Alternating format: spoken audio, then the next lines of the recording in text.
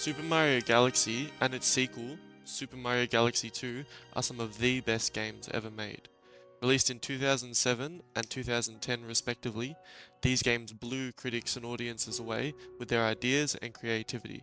From their beautiful score to their intricate level design, there is almost nothing to scoff at when experiencing both games. Notice how I said almost. What? I shook! Why? Why? Yo, stop! Bro. Freaking mission sucks! Despite being the greatest games of all time, these two have quite a bit of poor design choices, ranging from tiny little inconveniences to the very makeup of Mario's movement system. These design choices are what I'm going to be focusing on today, and how I think they could be improved.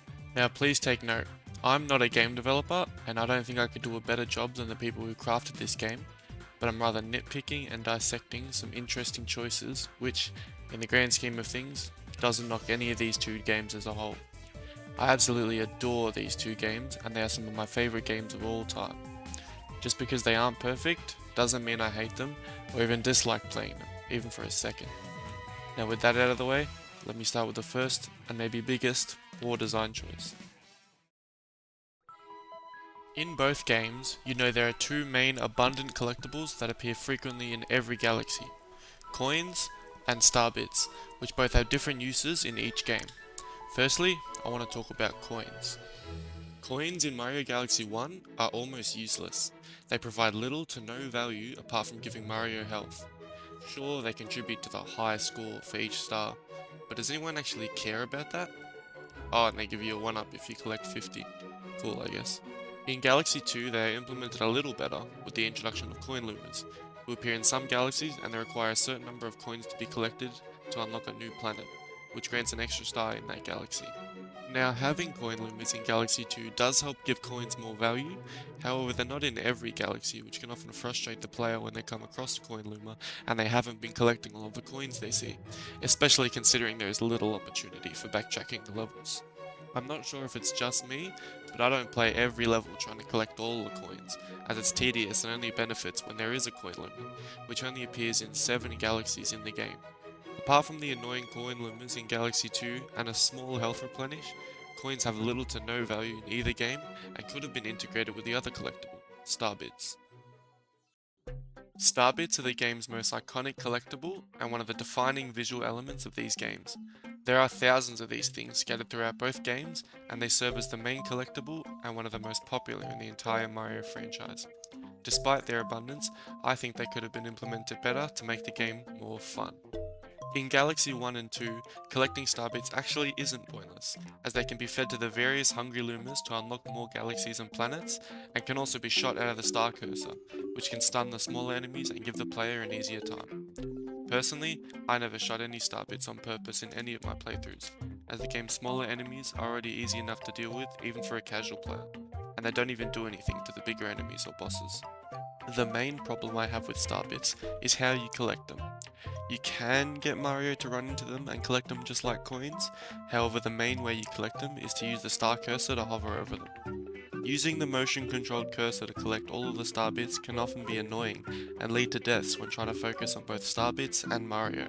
I think a better way to implement them would be to merge them with coins. If star bits were in the place of coins and the Hungry Luma's requirements were lowered, it would make collecting them a better experience, as you wouldn't have to focus on two things at once, and we can also get rid of the star cursor. Getting rid of coins and the cursor would help simplify the game and make it a better experience for all players. Now to talk about the second biggest gripe I have with Galaxy, which is the movement. In other 3D Mario games, Mario's movement is snappy, quick, agile, and diverse. In Galaxy, the movement is floaty, unresponsive, and annoying at times. Now, not to say it isn't fun, but compared to its siblings, Mario Galaxy's moveset and mechanics aren't as fun and in-depth as what you'd expect. The regular jumps stay in the air for just a bit too long, the long jumps are higher than what they should be, especially when long jumping around planets, and the mid-air spin provides just a little too much correction where it becomes too easy to correct what otherwise would have been a fatal jump. Even though the difference in movement can at times suit Galaxy's more linear and planetoid levels, most of the time they are a detriment to the games. There's also that weird spinning glitch that sometimes happens when the camera moves and the joystick is held in one direction, and Mario will keep spinning until you change direction. It's not a design choice, but it is sometimes annoying, which can happen quite often, so I thought I'd mention it.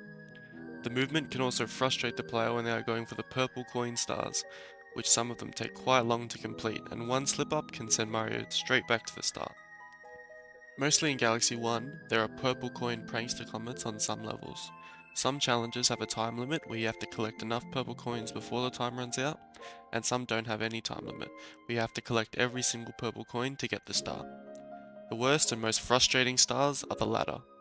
These stars can take up to 10 minutes to complete, and any death at any point in the level will send you right back to the start with 0 coins on the counter. There are around 10 time limitless purple comets in Mario Galaxy 1 and only 4 in Galaxy 2. This means in Galaxy 1 they can take over an hour and a half of collecting purple coins on levels you've already played multiple times. Even after getting all 120 stars in Mario Galaxy 1 as Mario, and doing the exact same thing a second time as Luigi, you unlock a lame purple coin comet. Compared to the comets with a time limit, these ones are mind-numbing and almost serve as filler. Galaxy 2 has significantly less purple comets, which keep that game at a good pace, but all of the green stars can grind Galaxy 2's pacing to a halt. In Super Mario Galaxy 2, after collecting all 120 stars, you are told by a green Luma on Starship Mario to fight Bowser again to unlock something. This something is 120 green stars hidden across all of the galaxies you've played through. These green star missions themselves are actually quite fun, getting the player to explore the levels they may have run through the first time and look for a hidden star. The problem with this is the unlock requirement and the long unskippable cutscenes that play every time you collect a green star. For the unlock requirement, as stated earlier, you have to beat Bowser for the second time after collecting 120 regular stars. Why do we have to go through the level and boss fight and cutscene and credits and cutscene and cutscene? I don't know, but it unlocks the green stars regardless. After collecting a green star, Mario is sent back to Starship Mario like any regular star. This usually wouldn't be a problem, but because of how quick green stars can be collected and how much time the player has already spent in the game, these long cutscenes after every star will annoy the player and waste a lot of time. Just to show you how long they are, here is the quickest time you can re-enter a level to go for another green star after collecting one.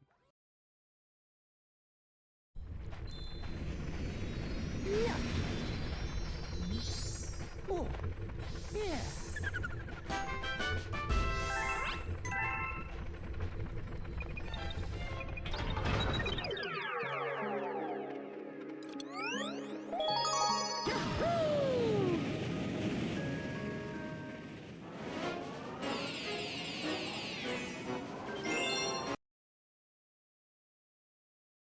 25.5 seconds is how long it takes. Multiply that by the 120 green stars you need to unlock the final level, and it is just over 51 minutes wasted on seeing how many collectibles you found and navigating back to a level. Also, not to mention, after you've collected all 120 green stars, the Grandmaster Galaxy unlocks, which is a great challenge and reward for 100% completion.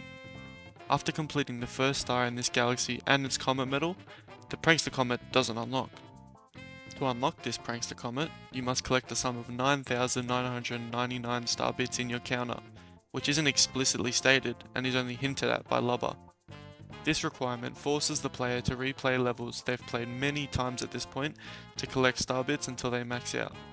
This only adds meaningless minutes and, depending on how many star bits you have, hours to the playtime, and can disappoint players who thought they were on the verge of fully completing Galaxy 2.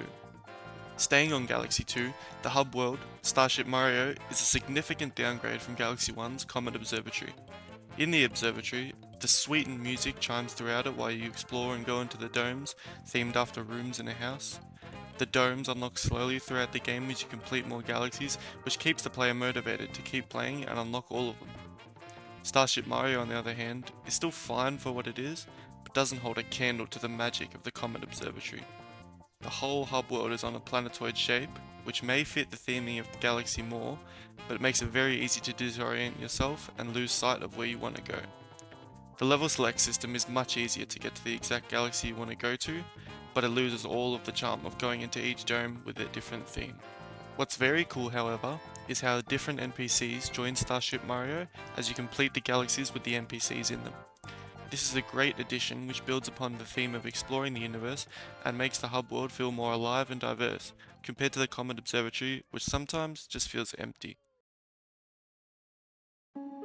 In conclusion, as great as these games are, some of their design choices hold them back from being the 10 out of 10 3D platformers some people may remember them as. As these games are almost 20 years old at this point, some of these negatives in the Galaxy games may have been somewhat ignored near when they were released due to the young age of the player base, creating an almost perfect game in the lenses of nostalgia. As much as these issues like the mission structure and movement add up and affect the overall quality of the games, it's important to realise that they have been almost eradicated with recent releases like Super Mario Odyssey and Donkey Kong Bonanza, showing that they may have just been a product of their time and nothing else. As annoying as the imperfections may be, they are not enough to knock the quality of these games down and consider them anything else but fantastic.